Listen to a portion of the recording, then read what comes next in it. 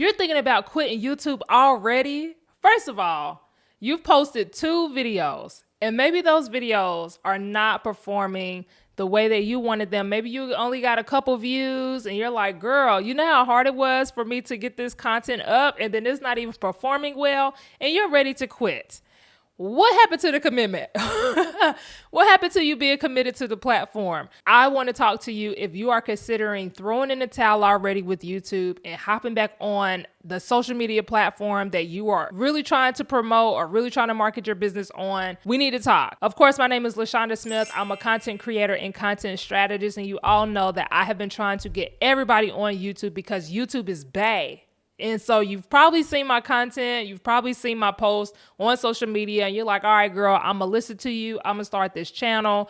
You posted your videos, you got like 10 views, and you're ready to fall back.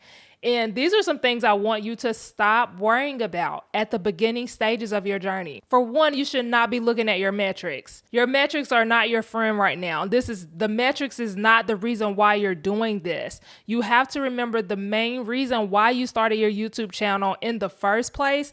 And nobody not gonna look at your stuff at the beginning. It's not going to be as easy as you think it is. And that's why a lot of people do not see success on YouTube, because we're so used to that instant gratification that you get on other social media platforms like TikTok. You may have the chance to go viral on your first and second video, or doing short form content like Instagram Reels or whatever. And you might see those thousands of views or see your subscriber count on TikTok or following count go up drastically from 1 or 2 videos. And YouTube is like, oh, that's cute, but I'm gonna need to see some consistency before I start giving you those type of numbers. And it's so easy for us to get discouraged when our stuff is not performing at the capacity that we originally wanted to. But you should not be looking at your metrics. What you should be focusing on is building out your library of content that is going to position you as an expert in your industry online. You need to be focusing on what videos can I create and post on my YouTube channel that will attract my target buyer, that will attract my target audience, and focus on that. It doesn't matter what the numbers are right now. What does matter is you creating a digital asset for your business that will give you a return time and time again for years and years to come after you have built out this platform for your business. I also want you to stop worrying about what they think about you having a YouTube channel. They are not paying your bills, okay? Those people, whoever it is, everybody has their they.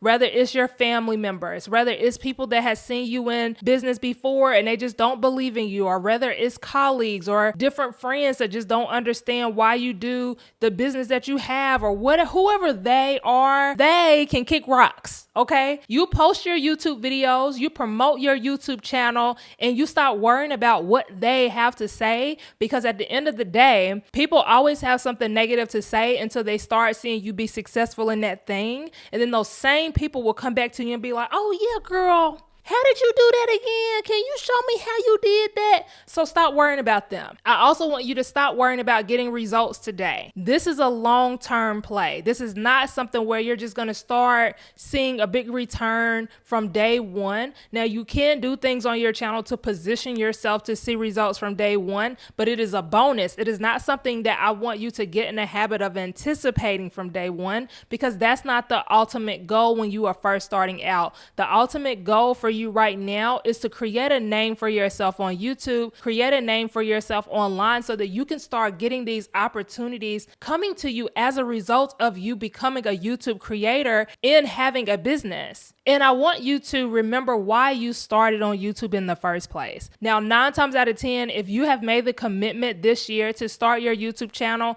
it's probably because you are tired of the social media hamster wheel. You're like, get me off of this hamster wheel. I am trying to grow my social media accounts. They're always changing what the new thing is. I'm so tired of putting in all of this effort, paying my team to primarily focus on this platform, and then now I'm not even really seeing the return of investment of my time. I'm not really seeing the return of the investment in my revenue because I'm paying my team to focus on this platform and I'm just not seeing the results that I'm looking for. And you are just tired of social media. Remember why you hopped on YouTube. YouTube has always been bae from day one. YouTube always gives you the return when you make the commitment to the platform and you stay consistent with showing up on YouTube. These other social media platforms, although there is money in these other social media platforms, you have to put in your blood, sweat, and tears on a daily basis to even stay relevant on those platforms. And if you ever wanted to take a day off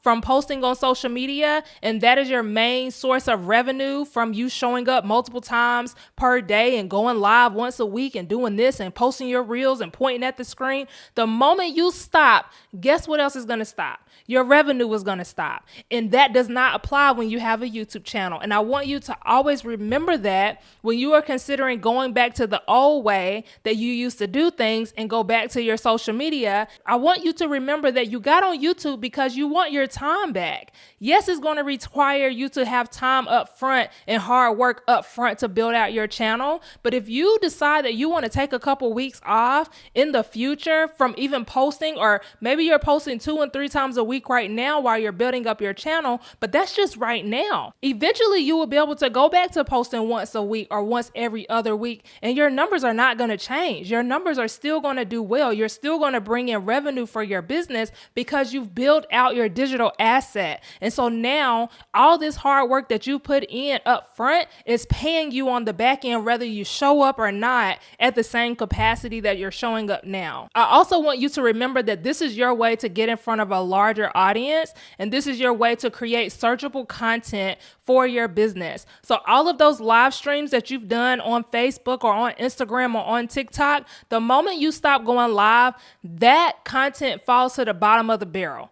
You don't even get to have someone search for those videos after you've done it because those platforms are not created for you to have searchable content like that when you go live. On TikTok, once you're not live anymore, that live content is gone. TikTok does not have a way for you to curate your live content or your live streams and still have those people access that after a time. So once you put that 1 hour live stream out and you're going live for an hour, there's an hour of time that you can never get back. When you go live on Facebook or Instagram, yeah, you can still have it on your page. But if you went live a month ago and you've been going live every single week for however long, it's not going to be as easy for you to see those live streams that you've done a month, 2 months, or 6 months ago. And there's no way for you to really search to see, oh, how did she do this? Or, I want to go and look at that live that she did on this topic. You can't find that on there, but on YouTube, you can create content specifically